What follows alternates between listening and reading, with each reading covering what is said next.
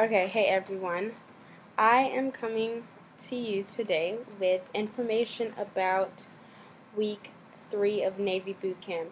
Okay, so this week we had some inspections, we had a phone call, our second phone call, but I want to say our first actual phone call to like our parents where you like got to talk. We got some dental work done, we got our flag commissioned, and we got some dog tags. So, let's talk about getting our flag commissioned first. That is when the guidon has your division flag, and my division was 950, and we had our division flag unraveled. So, when you first get your division flag, you get the flag your guidon has to carry, which is like a designated person that tells the RPOC, who is instructing you to turn corners and stuff like that, when to turn. So he'll raise it high up like this. I don't think you can see it. He'll raise the flag like this when you're about to get to the corner, and he'll put it out like this when you guys are like passing someone that you have to salute. I think that was just an inspection, but I'm not sure. It might have been just like walking on the street too.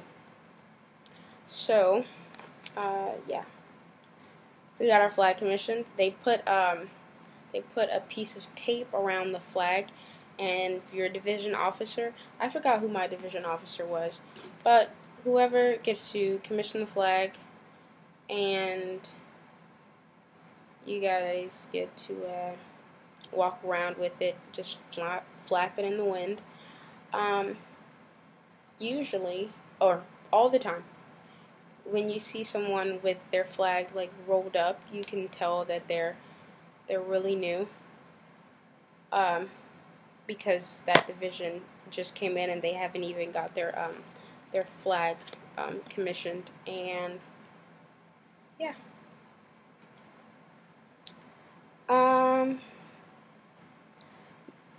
Next, I will talk about the phone calls. We also, okay, I'll talk about that last because I have a story for that. We also got dental work done, and there are two groups of getting dental work done.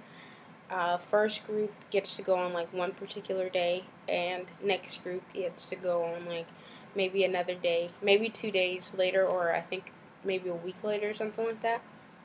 But they do it like that so the people that need dental work done, they don't have to, you're not missing a bunch of people from your division. So when you get dental work done, like if you have to get teeth taken out, then they will put you as LLD or SIQ, which is sick in quarters or light limited duty. And yeah, I didn't get my teeth taken out then, but I believe like in week 4, I got my what's it called? My wisdom teeth taken out, so that was great. Yeah, so, okay, so we established our official chain of command.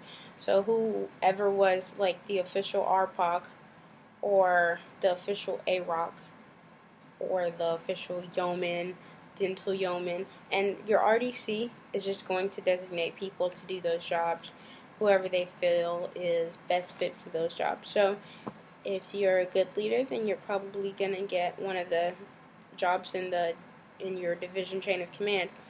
And with those jobs, you're also eligible for a promotion. So think about that.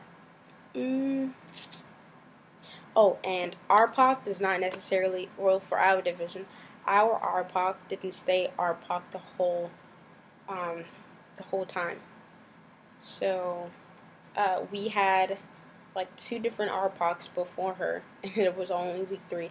But when they chose her, they actually selected her and made her the final RPOC.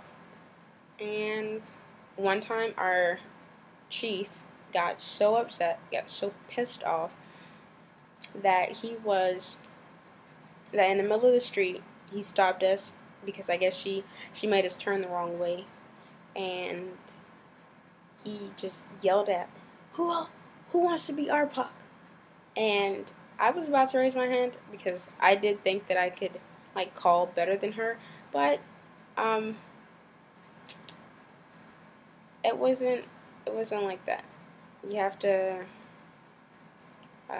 root for whoever I don't know, support whoever your leader is. So yeah, I didn't. I'm pretty sure a lot of people thought they could do a better job, but having ROTC experience, I just knew how to call the turns and stuff like that. So right flank, left flank, and little calls like that. Considering that I was a drill team commander in high school, so it was pretty easy for me. But in the spirit of support, I did not. What else? We got our dog tags this week, and I have mine right here, and they gave you a set of 2, or okay, they give you 1 set, and it has your first and last name, your social security number followed by USN, your blood type, and the church that you want to be buried with if you were to die. So how our RDC explained it to us is if you get blown up or something, or your body is, I don't know, detached, then they put one of these on the biggest body and sends the other one home, or I don't know, they send it somewhere for data collection, I guess. So yeah, I don't know if he was joking or if he was being serious, but that's how he explained it to us. So yeah, we got our dog tags, and these black things do not come with your dog tags. The chain silencers, they don't come with your dog tags.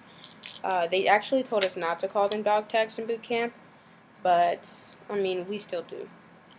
Some people have like issues with them being called dog tags, so they try to tell the RDCs to refrain from calling them dog tags. Yeah, and in boot camp, you have to wear this everywhere you go, and they make so much noise.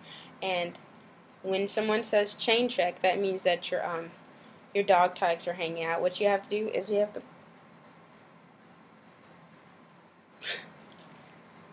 to put it around your neck and keep it tucked in to your blue shirt at all times, so that it can't be seen, but you can hear it when you're running or bending over, and especially when you're bending over to bring your pants, your blousing straps down over your boots. So they always come out when you're fixing your pants on your blousing strap. Your blousing straps on your boots, over your boots. So yeah, they come out like that, and if someone says chain check, then you gotta get your chain has to be tucked into your shirt. Uniform regulation or something like that. Okay. Oh, okay. So here we had two inspections this week, I think. Okay, we had a PI oh yeah, so we had 2 inspections. We had a PI inspection and a zone inspection.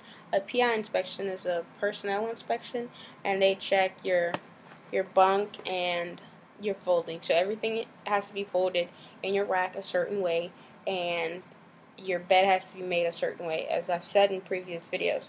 So, excuse me, it has to be folded and placed in a particular spot. And if it's not, then you get hit on it in 3 hits. I think it's 3 hits, you failed the inspection.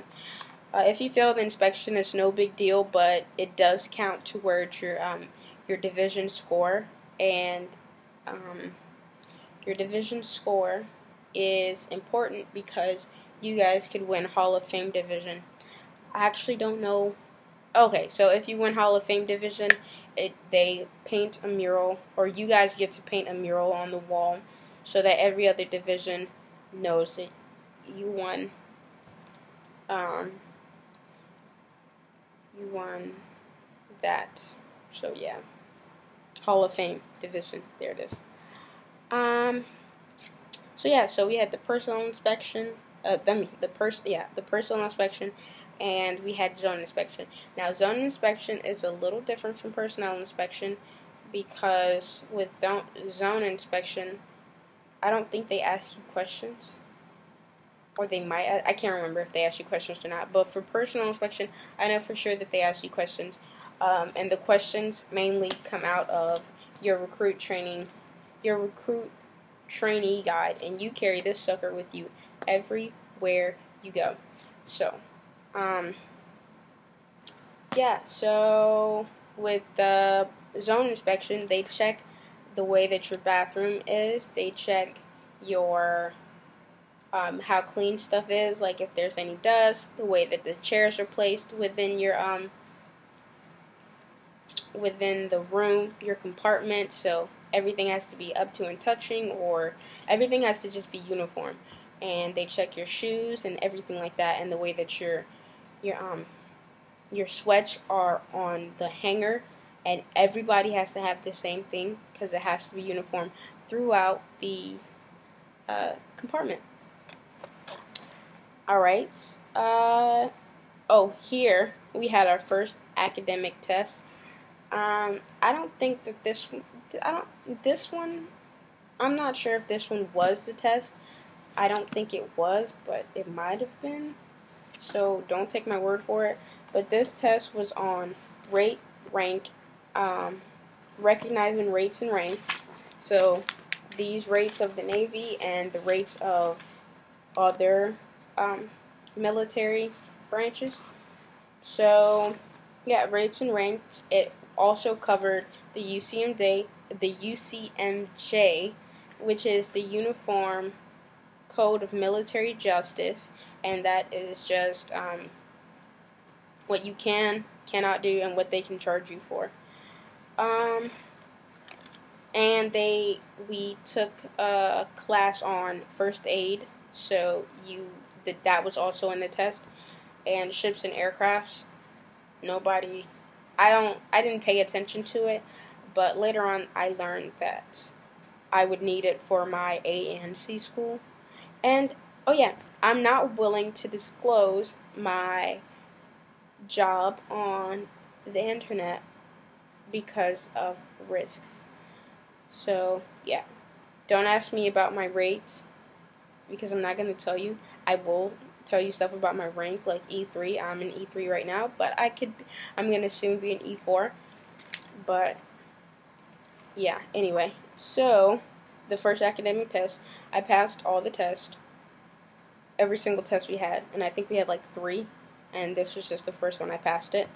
And the tests also count towards your division score, so the higher you score, the better your division does. And this is when you get, the last thing I'm going to talk about is, this is when you get your first actual phone call. So what you do is you have this phone card, and there are phone booths, and I actually got a free one from the USO at the airport. They give you a free one, and I got a free one from there, but I still had to buy another one because the place I was calling was out of the States. So, and when I called, my mother was actually not even there, so it kind of like ultra pissed me off. So all I could do was really talk to my sister. Not that I didn't want to talk to her, just I wanted to talk to my mother. So I was like really upset about it, and I was crying. And you don't get many phone calls in boot camp. So this phone call is ultra important, and my mom missed my first phone call. So yeah, that was pretty much week 3 for me. So rate, comment, and subscribe. Ask me any questions that you guys have, with the exception of my rates, because I'm not going to tell you what it is. And I will answer. So if you want to see other videos, let me know. If your questions are specific and I can make another video about it, just let me know. So yeah, bye you guys.